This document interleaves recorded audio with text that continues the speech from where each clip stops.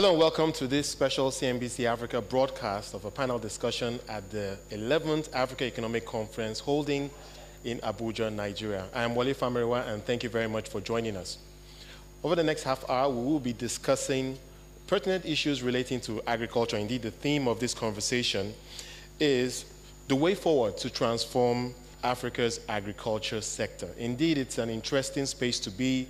A lot has been happening in terms of policy changes across the continent, but many of the statistics speak to the fact that we still have a long way to go for Africa to truly realize its potential in the agriculture space. And joining me for this conversation, starting from my immediate right, is Professor Eric Maskin. He's a Nobel laureate and professor from the Harvard University. He'll be sharing some really useful perspective in terms of globalization and inequality and how all that connects to agriculture in Africa. We also have Abdoulaye Mar Dieye, United Nations Assistant Secretary General and Director, Regional Bureau for Africa at the United Nations Development Program. We also have the pleasure of having His Excellency, the Minister of Agriculture and Rural Development for Nigeria, Audu Ogbe. He will be sharing some perspective on his thoughts on this very pertinent topic.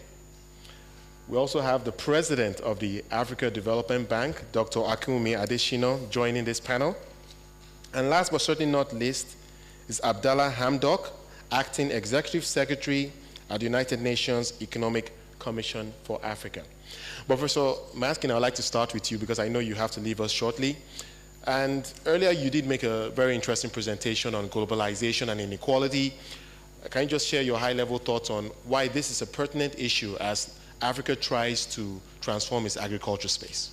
Thoughts there?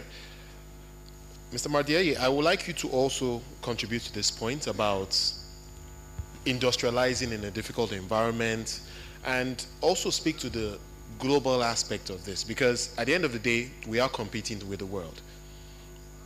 Thank you, MC. Let me preamble by building on what my predecessors have just said, that feeding yourself is not only a right, a human rights, it is an imperative, a development imperative, but it is an issue of national security and sovereignty. You don't feed your people, they'll cross the Mediterranean, you lose them. So it's extremely important. And it is doable. We can do it. We haven't discussed it in our first segment, but I'm sure it will come a little bit later. We have room and space to expand our production possibilities in the continent.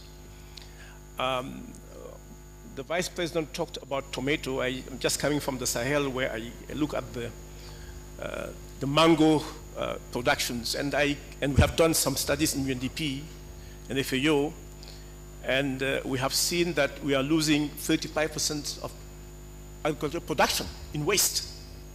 So, and the President of the Bank said it, proper waste management, storage, and transformations would enhance our production by 1/3.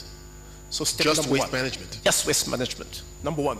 Number two, we talked about tomato and mango, and we have many products. If you look at the way our productions is transformed, you'll be amazed. On average, or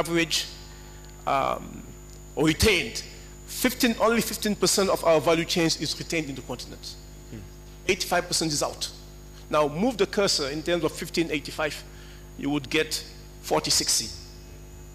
The huge potential of transformations that we have in the continent. I live in the United States, and I go to Ayurvedic markets, and I see that some health companies are using the seed of mango to drill oil to cure blood pressure, cardiovascular diseases, and diabetes.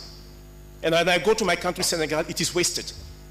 You see the potential that we have, if we can use that, transform it, what we can do. So there is huge room of maneuver. So waste management, retention, and transformations is extremely important, number one. Number two, I'll come back to your question, but I'm building to it. No, it's an interesting point you're making, but go ahead. To building on that, number two, the issue of scale. we have very narrow economies in numbers and in purchasing powers.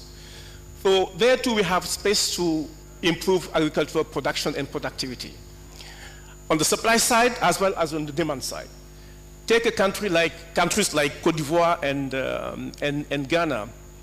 If they were just to create the same common marketing board, look at the power they can wield, that they have to conquer the markets on the supply side. On the demand side, by greater economic corporations, I think we can create a bigger Keynesian effect on demand of our products. So there is an issue there. Now coming to your questions, I will link it to what I said earlier. And we always make the mistake as economists and policymakers thinking that it's an issue of economic policy. Economic policy is just the tip of the iceberg. It's political economy. I was going to say, is the political economy stupid? Let me give you two examples, internally and externally. Why we're not dealing with the political economy. Internally, in most countries in Africa, we over-subsidize the urban areas and we overtax the rural areas. And sometimes for political reasons, because you have politically a capital to tap the urban populations. They are more vocal, and you get them. And the rural farmers that are not speaking are marginalized and penalized as a matter of political economies. But we are hurting the economy on the long term by not investing on subsidies to the agricultural sector. That's extremely important. It's a matter of political economy. Now, you go globally, the asymmetry that you see in subsidies in Europe, in America, compared to what we have here, is killing our economies. And if we don't have together the voice, aggregated political voice in the developing world to fight that asymmetry, we are doomed. That's why there's no way we'll be able to compete. Absolutely, and I do agree with some maybe it's not politically correct to say it, some African countries that are resisting some schemes that we are negotiating with some countries. But you have to ensure that it does impact positively on your own economy. So that's the unbalanced way of in the international world of dealing with agricultural matters is a concern to me. An interesting point you're making, and I would like to bring in the points, and I think it will take a while to achieve some of these things. Well, Mr. Mardeli, I see you've been making quite a few notes. I'm sure you have a lot to say. Maybe you want to take this conversation further. Well, let me first, a very interesting conversation. Let me build on what we have said so far.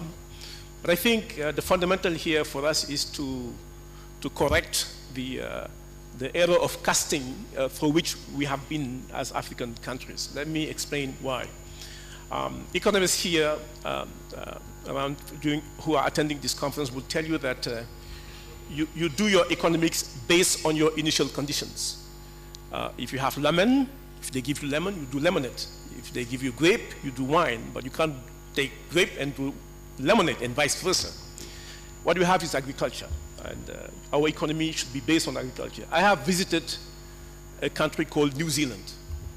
In New Zealand, the social value of agriculture is extremely high. And the president said it is a business, but they tag high social value on it because they high return in terms of business investment. When you go to New Zealand, the kids would fight to be farmers because average revenue in the farm is 3 times average revenue in the country. So unless we make it a business beyond being a way of life, we won't win the battle and we'll stay in this era of casting. That's extremely important. And for me, the way to do it, and Abdullah has said it, give the incentives. But I will add, invest on training. Human capital is important. Professor Maskin said it. Sure. I mean, it has to be there. I mean, that's the capital that we have to create if this is the business we have to go. It's extremely important. Where we are also weak, and I'm happy to see that in the Nigeria ATA and then the Ethiopian Agenda for Transformations, there's a good dose of investment in research and development. There we are weak. African countries invest below 1% of GDP in R&D, compared when you go to the OECD, it's more than 3%. So if we really want to improve agricultural productivity, we have to invest in research and development. Last but not least, to build on what Abdullah has said, We have even to revisit the way we do macroeconomics. We just limit our macroeconomic analysis to the classical variable like budget, inflation, employment, and so on and so forth. But since agriculture is our initial conditions, unless we look at our macroeconomic policies through the lens of agriculture, it will be to no avail. So whatever policy we have to put forward, we have to ensure that it is agricultural friendly. If not, again, we'll be having an error of casting. Interesting point. I'd like to call Assistant Secretary General and Director, Regional Bureau for Africa at the United Nations Development Program.